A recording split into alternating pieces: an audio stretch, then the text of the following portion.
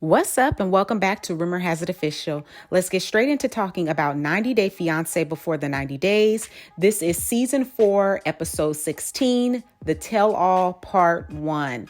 So in the beginning of the couple's tell-all, Sean, the host, makes sure to let it be known that Jeffrey and Varia will not be joining us viewers on the tell-all. Now, I'm guessing that has something to do with the fans not wanting Jeffrey on because of his woman-beating tendencies. They still, I feel like, could have had Varia and Mary on, though. I would have loved to kind of hear what they both had to say. Maybe it wouldn't have resulted into anything because the person that we really need the answers from is him on why he did some of the things that he did. But I really feel like that would have been pointless because he probably wouldn't have taken any type of accountability for his actions. I don't know. Oh, and they pretty much left it up in the air with Lana joining in on the tell-all as well. So Darcy says while on lockdown that her and her girls are doing great, they're healthy and staying creative. Ed says that he's still working and has a full-time job in design. And Yolanda reveals that she got the flu that knocked her into a coma. This is crazy. She says she was in a coma for a month. Sean says, were you tested for COVID-19? And she says it happened December the 2nd before the pandemic really hit. But her doctor now believes that she did have COVID-19. So being that I haven't really touched on this, I do my recaps. And what I do is I try to come to you all and bring you happiness, bring you laughter. And it is a way to escape from all the craziness and things that are going in this world. But I do have to just say, because it just hits so close, that this could happen to anybody. So I hope that all of my Rumor Has It Official besties are staying safe, staying healthy. You're wearing masks. You are protecting yourself as much as possible. If you have to go out, it's for necessities, but you're really taking this pandemic thing seriously because it is very serious. And that was very shocking to me for me to hear that she had COVID-19 and was in a coma for a month. So she is very, very blessed to be alive. So I hope that all of you are doing well. I have not addressed that. And thank you so much to all of my Rumor Has It Official besties who reach out to me and check on me throughout the week and see if I'm doing well. I truly appreciate that so very much. So I'm just giving back putting out that same good energy and love back to you all and hoping that you and your families are staying safe during this time. So let's get back to the recap. So again, she said that it happened to her December the 2nd before the pandemic really hit, and that her doctor believes that that's what she had, COVID-19. Now, again, I'm so happy that she is okay, but it is very scary.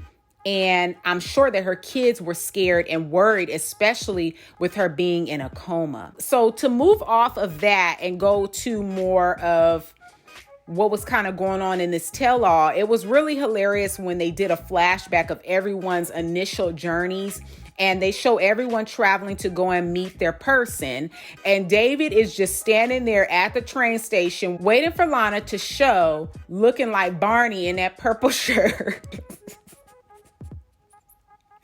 This dude is just looking so pathetic. Like, it was terrible. And he was even embarrassed when they showed them like down at the bottom in the little square or whatever in their little box, and his head was down. He was embarrassed that he was the only one that did not get to meet his person in the very beginning. He had to go through so much, so many hoops, so many flips through the deserts, tires busting, dangerous roads, knocking on people's doors just to find Lana, to only not find Lana, go back home and then contact her again and then have to fly all the way back out there. So he had to go through so much just to see Lana. They also highlight when Usman says baby girl Lisa was 70% good in the bedroom.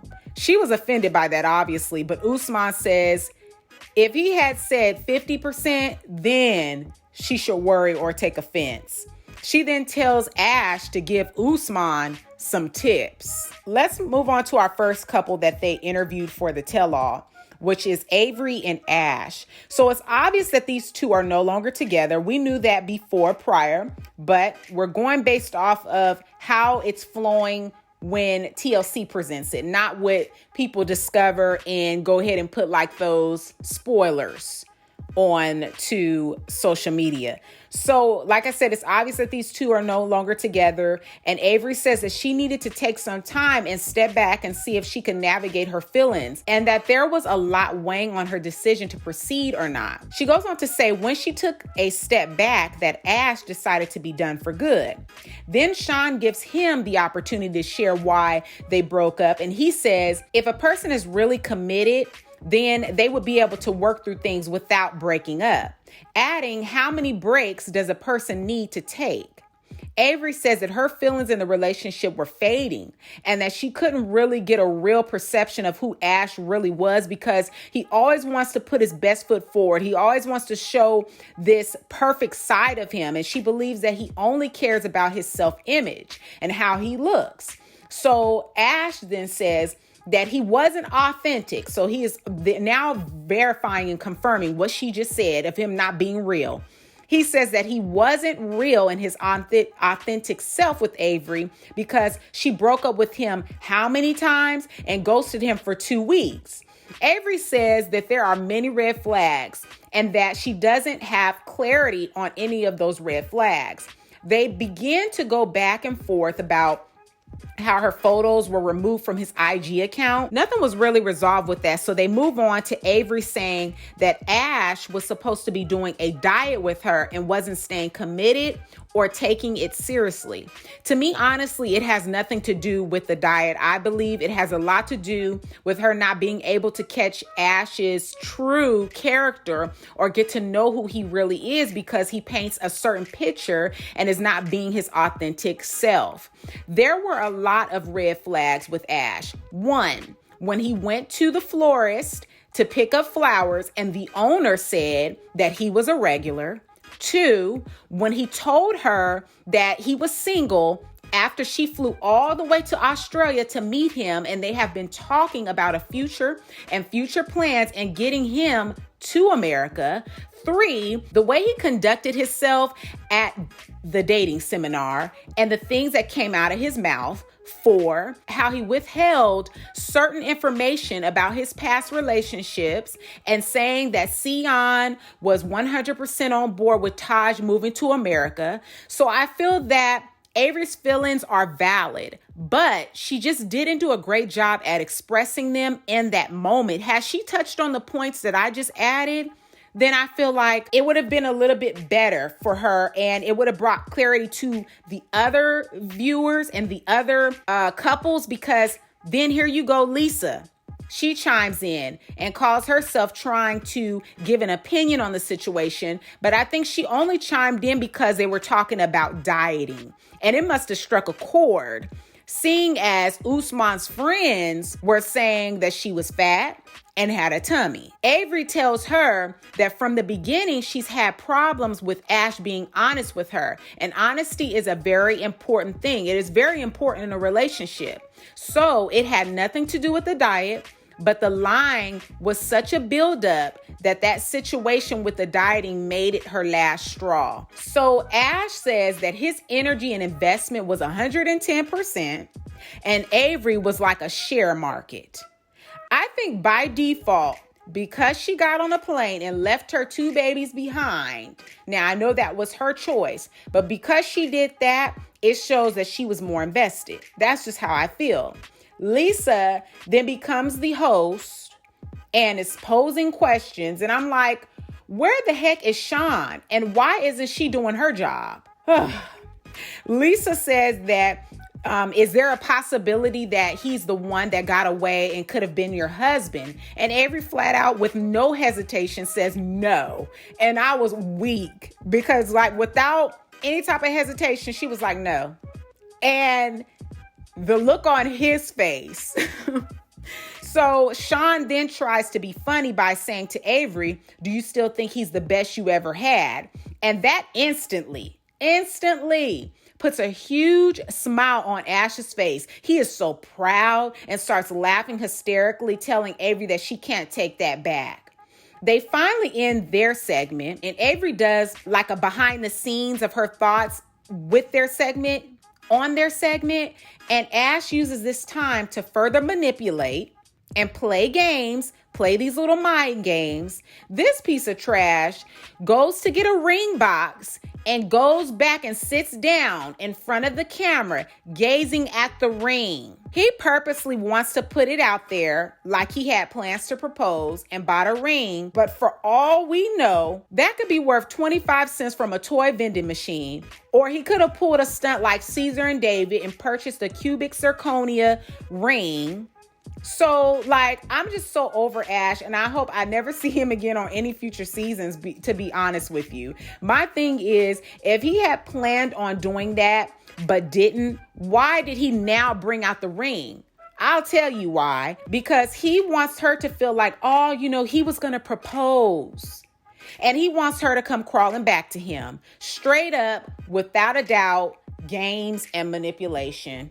That's as clear as day. Why are you going to go and get that ring box with the ring in it, come back and sit down in front of your camera because you're hoping that it's still live and that she's going to be seeing you fiddle and gaze at that ring? And then you're trying to, I don't know what he's trying to sell the viewers, but we're not buying that mess.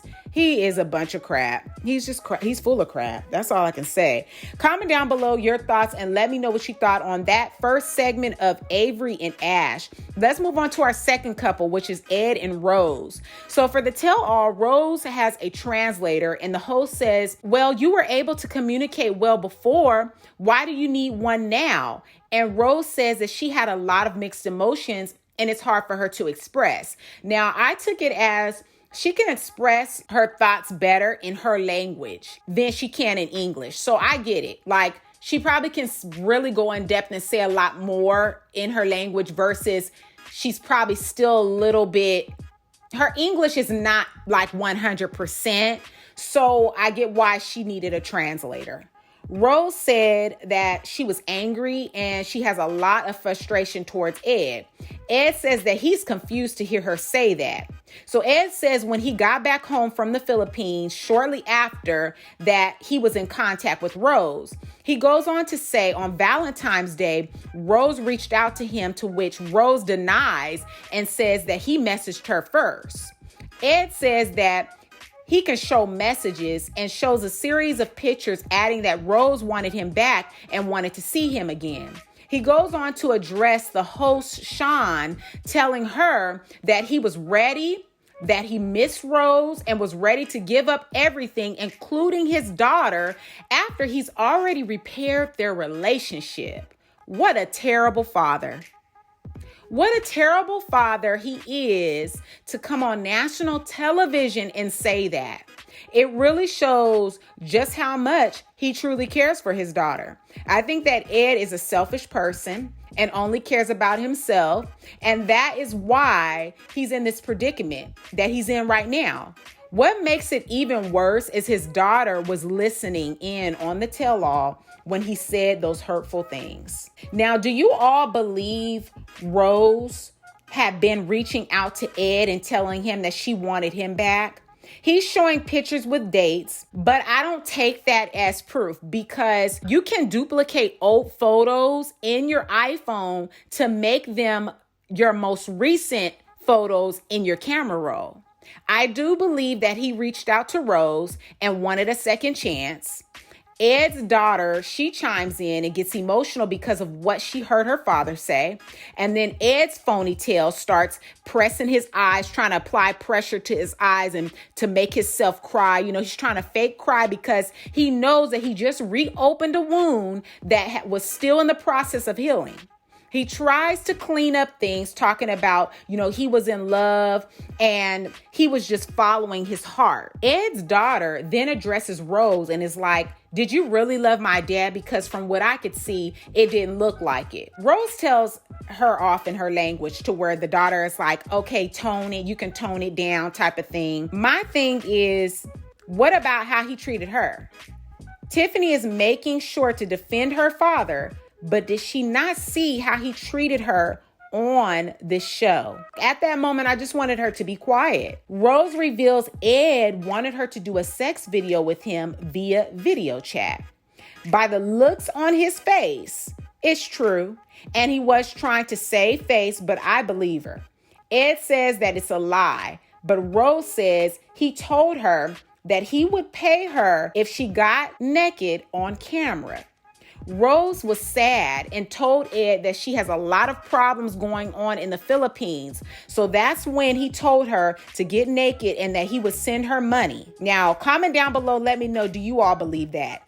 Ed laughs it off and says that it's ridiculous and then addresses some of the many things that upset the viewers, like number one, him giving her toothpaste, mouthwash, and a toothbrush, and also commenting on her breath is not pretty. Ed says that he doesn't think that he was wrong for saying what he said, but the presentation wasn't right. He apologizes to Rose and she starts crying and says that she can't accept his apology. What kills me is Ed keeps saying that Rose wasn't honest, but there was a lot that he wasn't honest about as well. His height, his condition, and the fact that he didn't want kids and planned to get a vasectomy. He knew that she wanted children before he went out there to the Philippines. So he held back on being open on things as well. It was good TV when Lisa chimed in and says, no American woman would deal with the way that you treated Rose. So Ed is like, hey, baby girl. Can I say something? Ed goes on to say to Lisa, why were you spreading such a negative message saying that you were going to have unprotected sex with someone that you've never met? I'm like, oh, okay. So he done picked a fight with the wrong person. He done picked the wrong person to go toe to toe with because Lisa won't allow him to win this one. She said, let me tell you something. We were both tested for STDs before I even went to Nigeria. Ed goes on to say that she sent a poor message. Comment down below your thoughts on that segment with Ed and Rose, and also with Lisa chiming in. Let's move on to our next person. I'm not going to say couple because we've never even seen her person. We don't even know if he's real. He's not real. So let's just go on to Yolanda. Oh, Lord. So Yolanda starts telling her fake story about her and Williams and how they met, and goes on to say that she gets a lot of DMs on Instagram. She says what drew her to him was his looks. Darcy, Erika, and David all chime in, and David has the audacity, the nerve, to try and educate Yolanda, telling her that she's asking for a scam if she's trying to connect with someone on social media. Does he think that he met Lana at the grocery store in Vegas? I think not. So he needs to just shut up. He sits on a computer screen and pays for attention and has the nerve to chime in on Yolanda and what she's doing. Y'all are the same. Y'all are mirroring each other. You guys are just alike. I mean, really. I really was hoping at this tell-all that this would bring them together, but I don't think she's interested in him. I think she's interested in men who are way out of her league, and she likes to live in a fantasy. So they next bring the PI in that Yolanda's daughter hired. And to be honest, I'm trying to understand, what did he do actually? What information did he give? Did I miss something? So he says there wasn't red flags, but more like red banners. Y'all, when David chimes in and says, with my 20 years of experience, wait, like what? 20 years in experience in what? What experience, David? Because you two hired a PI to investigate Lana. So what the heck are you talking about? Like, David is a mess. David says that he's never talked to a girl that he couldn't video chat with, and then goes on to say, and never send money. The PI says when it comes to doing these type of investigations, it's a lot easier to do it while it's going on. And once the communication stops, it's hard to figure it out. The PI believes that everything tracked back to Nigeria. They all listen to Williams' voice again to see if he had a British accent. And everybody agrees that it definitely isn't a British accent. Yolanda says now that she hears the voice, it sounds like Usman. To which everyone, including Usman, was laughing. Lisa starts educating Yolanda on Yahoo boys and telling Yolanda that she was William's client and he's not done with her. Lisa says that he's grooming her and then will seclude her, taking her to different apps outside of IG. She goes on to say that she gets hit up by 300 Yahoo boys a year. That's not even something to be proud of. That's not something to be proud about. She thinks that means that she's hot stuff, but to me, it makes me think that she's such an easy target, or she looks like an easy target. So that's not good. Comment down below and let me know your thoughts on the segment with Yolanda. Let's move on to Stephanie and Erika. So Erika says the last straw with her was Stephanie throwing the bowl. Rehashing these two this season was like they have both of these girls' friends chime in, and it was a hot flipping mess, just like this fake couple, this fake relationship. When Heather and Sanders, these are friends of Stephanie. So when Heather and Sanders come on, I was so weak because you have Heather who's tipsy off of wine and starts cursing at Erika, then blames on being Italian and saying that it's been 45 days of her not working. Like, it was just too much. Heather and Sanders chiming in was pointless, but hecka funny at the same time. So Sean addresses the fact that everyone is saying that Stephanie isn't really into women and that she's playing a role. Stephanie says that it's really hurtful and it starts to make her feel like something is wrong with her. She then begins to use her illness and bring that up. And I literally wanted to take a shoe and throw it at Heather and Sanders when they started having a yelling match to get their 5 minutes of fame in. Like, it was just too much. Telling Erika that she could have went on Google and educated herself more on Stephanie's illness when Stephanie downplayed her illness just so, she wouldn't scare Erika away. I mean, she said that out of her own mouth. So Erika goes on to say that she felt blindsided by Stephanie because she presents herself one way online, but in person, she's very conservative. They also bring up the fact that Stephanie used to be a dancer. Stephanie says that Erika is self-centered and everything is all about her. And Erika left this segment feeling like she didn't really get to express herself. So comment down below your thoughts and let me know what you thought about that segment. Let's move on to Darcy and Tom. So it was hilarious because these two start off by paying compliments and wishing each other well through the pandemic. And then once they dive into the events that took place, it gets thick. So Darcy's sister and friend chime in, and her friend was hilarious with the emoji cards that she was holding up, like the emoji faces she kept throwing up.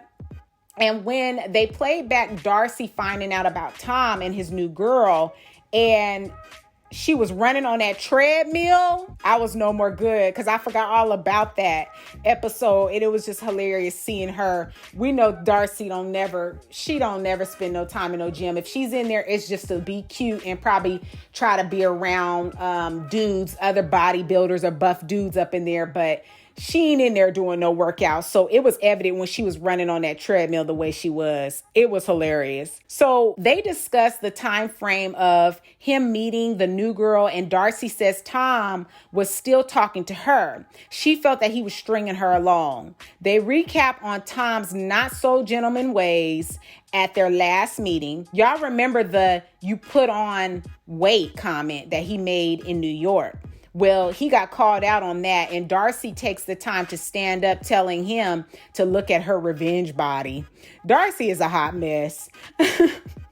So Tom says when he came to New York, he didn't know what he wanted, but that's a bunch of crap because he said his reason was to see if he could salvage the relationship. But then he totally switched up when he seen that Darcy wasn't buying his crap. So Tom says that he was in love with Darcy and he's not going to deny that. Sean, the host, then begins to read a note from Shannon, the woman Tom left for Darcy. The note said that when she met Tom, he told her that he was single And she was also under the impression that Darcy was dating another man.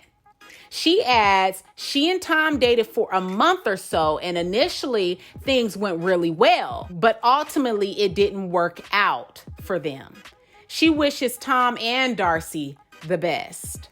Darcy says hearing the letter gives some clarity and that she didn't want her time wasted. Avery chimes in and says that she saw a side of Tom that makes her feel like he's an untrustworthy person.